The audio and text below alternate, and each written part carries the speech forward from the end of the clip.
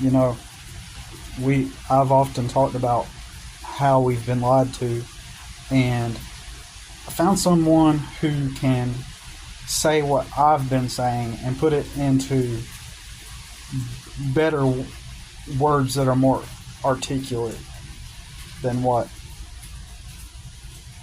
I can configure. So here it is. So, as I said a few days ago, reality isn't for everyone, and a certain amount of delusion and lying to ourselves is vital, required, and necessary to get through this life for most people. And I want to elaborate on that. The whole getting married and have kids thing that is ingrained in us since we are children is not for our best interest. Men and women aren't really compatible companions to each other when it comes down to the very fundamental qualities that it takes to be beneficial companions to each other. Men and women like the convenient qualities that they can derive from each other, but the human qualities they'd rather not deal with.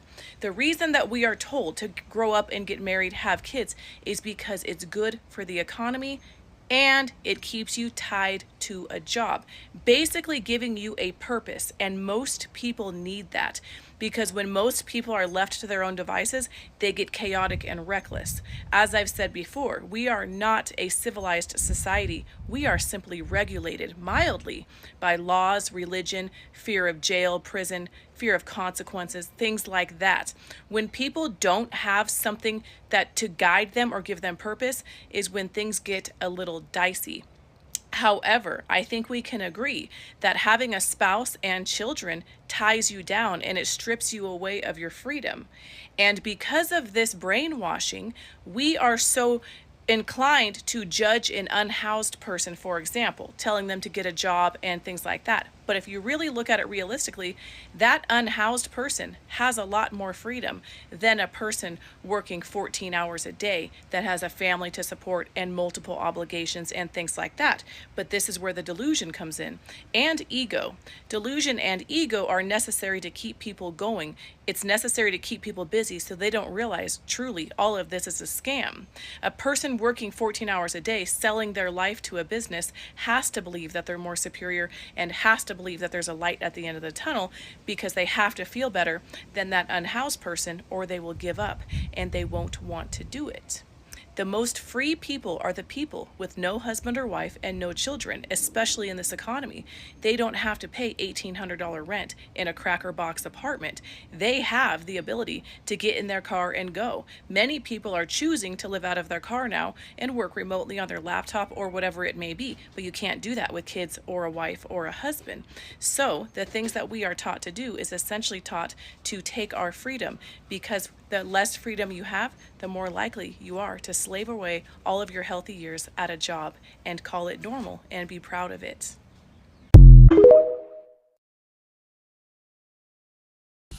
So as you can see, she definitely has a way to break it down that strips away everything that is a lie. And as I often say, I'm pro family, I'm pro, having a wife and kids. And thing is, she's right. And the majority of people do need someone else to put a structure in place for them. I do believe that. Now, I believe that most people are still capable of learning fundamentally how reality works and discovering freedom, and it's just that brainwashing itself is the thing that prevents people from achieving personal freedom. And a lot of people don't realize it until later on, after you've already become indoctrinated and after you're now stuck in that system.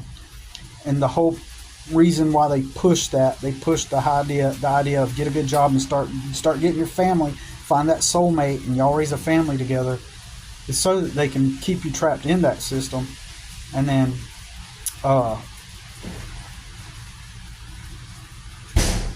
and it confirms that being locked into that system is slavery. Okay. You know, back in the day, I didn't have words or a deeper comprehension of the reality of how things specifically worked. I did not have that ability to comprehend, and so I sought solutions through that medium and through that framework that didn't work.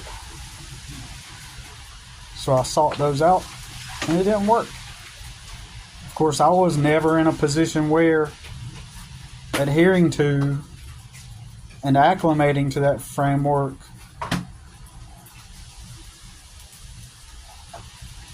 I wasn't in a position where acclimating to it would even work for me. And that's the part that I didn't comprehend yet. That the very act of attempting to acclimate to the framework of that, the way, we're taught reality works, like going out and getting a good job and stuff, like, I didn't realize that it wasn't going to work. But I was bullheaded, and I was like, man, I'm just going to keep working hard. I'm going to make it work. And that's why, like, I didn't care what people thought. Like, when a job came up and it was working, and I didn't have anything, and it was working doing porta-johns, like delivering, and then eventually you remember that? Did you ever see me driving that truck with the porta-johns on it, on the back of it? Yeah, I remember that. They were green. Yeah. Yeah. Yeah. Yeah. It was on Humble. Was I in the big truck or the pickup truck? Or do you remember? I don't remember. I remember. Yeah, because I drove a big, long flatbed, one of them big trucks that requires a CDL. And the only reason why I was able to drive it without a CDL license is because the weight of the porta-johns was too light. Oh. So if I had heavier stuff that I was carrying, then I would have been required to get a CDL on it. But I liked driving that truck. It was a big flatbed truck, and it was a stick shift, 5-speed. Uh-huh. It was a big old truck. That was a long time ago. I'm surprised. I was like 21. I think you got tired of doing it. Well, no, he sold the company. Oh. He sold the company to a really big company called Porta-John, because his business was called Porta Toilets. Oh, okay. It's called Porta Toilets. That was the name of it. And And I chose when I looked in the newspaper and I got that job where I saw the ad for it. Yeah. And I applied for it. Like, I didn't care. I was like, I'm trying to make money, I know, that's right. And so, and it said like, Monday through Friday, and it said something. I have no idea, but I took it because like I got to do something, because I was staying with those Mexican dudes at that house near Stafford Belk's house, right behind Stafford Belk's house, and I did not have a vehicle, and Andrew took me to work. He would get up every morning and take me to work until I got my truck. That was nice, wasn't it? Yep. Yep. It was. Yep. So, He don't never come into town, does he? no, he came through here in 2018, the last time he came through here. Yep. Or 2017. It might have been 2017. And he stays busy. Like 8 or 9 years ago. It's crazy. Yeah, it is crazy. His mama back home, but she's from, but From Montana, yeah. she went back. But he was raised down here, wasn't he? Or was he? He was born in Montana. Oh, okay. Yeah.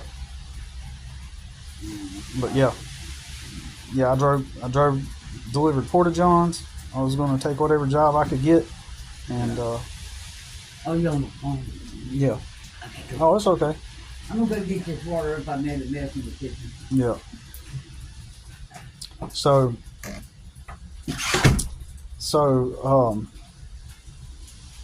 So yeah, I was. But here's the thing. What ended up happening, no matter how hard I was going to work, it was never going to render fruit. That's my point. Like, never was it. In the back of my mind, I already knew something just from the very beginning, something about this whole premise of this whole idea that you go out and get a job and, you know, and I knew something was off about that, but I just didn't comprehend it. I mean, and all around me, everybody else is buying into it like it's nothing. I'd be sitting there having dinner with my friends. I've told this story before about how my friend Jeremy, he's like, man, Billy, like, I wonder. He was sitting there with me and my friend Andrew, we were just talking about, and he's like, I wonder where we'll be at in 20 years. What job will you have, Andrew? What job will you have, Billy? What job will I have? Like, it's totally sold on it. Totally sold it. Hey, that's reality. You just go look for a job working for somewhere. And the reason why my experience was different, why I just like thought that was off, was because when I turned 17 and quit school to go work, and then when I turned 18 and was able to get work at warehouses and stuff, whenever I was like that age, I was applying at all these different places, and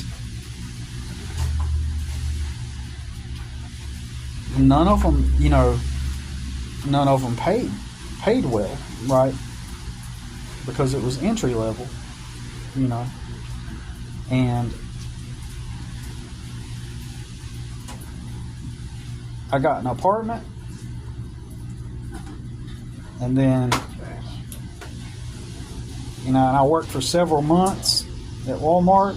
And then I got finally, while Walmart was just supposed to hold me over until I found like something good, right? And I found a job at a tool store. And 3 weeks into working at that tool store, I'm driving home, my car breaks down. And I couldn't get anybody to give me a ride to work. Nobody would take me to work. So finally, so I couldn't go to work. So I called, told them, I can't go to work, and so I quit. And I had like $500 in my pocket, right, or something like that. And I panicked, and I was like, man, it took me 3 months to find this job. I'm sorry, It took me 3 months to find this job. I'm not gonna be able to find a job this quick. So I panicked. I didn't know. I was too young to understand.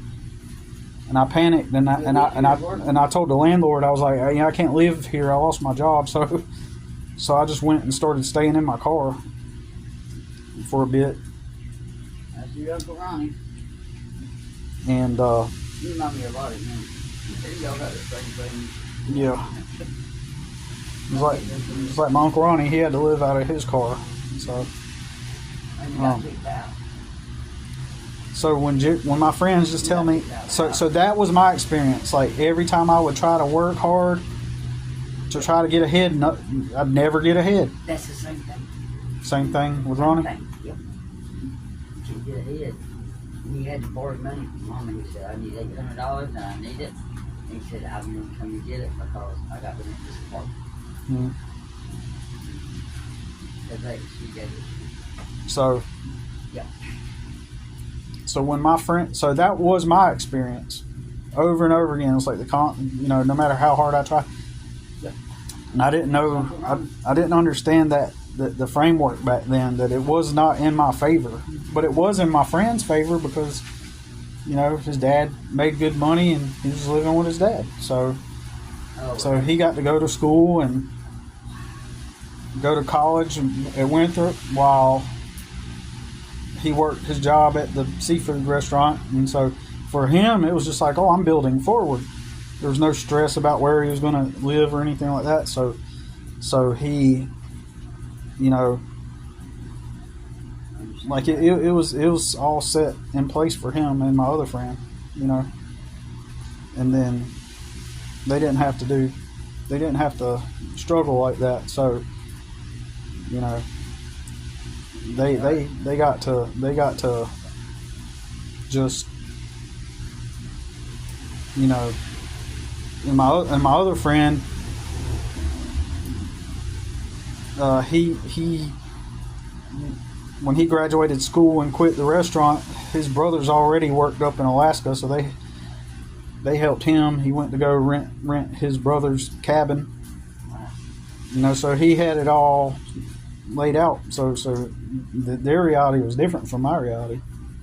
But yeah, anyways, so that general framework wasn't going to work. So what I'm saying is that really made me have to question everything about what I've been taught.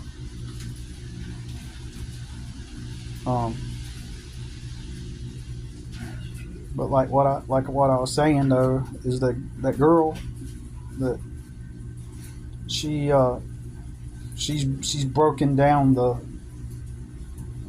things down and described it for what it is. And the very first thing you got to do is to get your freedom first before you endeavor into any of those other things, because it's like this: you can't be who you truly are unless you don't. Don't get me wrong, you still can't, well, I take that back, you still can, but you're just going to be in the trap, you know.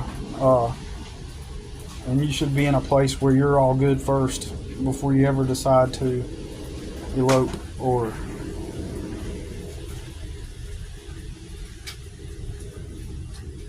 invest into a family. You really need to have your money up together. Not just your money, but you have your who you are is in place and it's solid, right? So that's all.